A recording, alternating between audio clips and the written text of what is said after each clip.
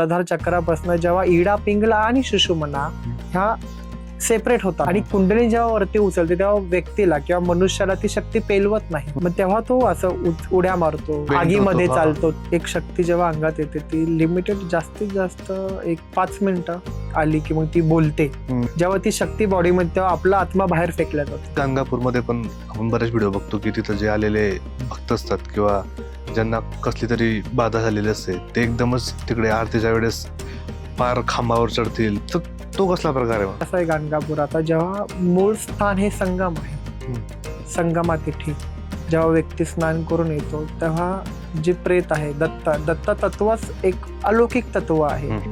काल मृत्यू आलेला त्यांना सुसाईड अटेम्प्ट करून जे मरतात. जसं मी आधी सांगितले की देवाचे गण एकदम पवित्र शरीर बघतात त्यामध्ये प्रवेश करतात. तर अशा जे एंटिटी असतात ते कुंकवत असलं शरीर बघतात, घाबरट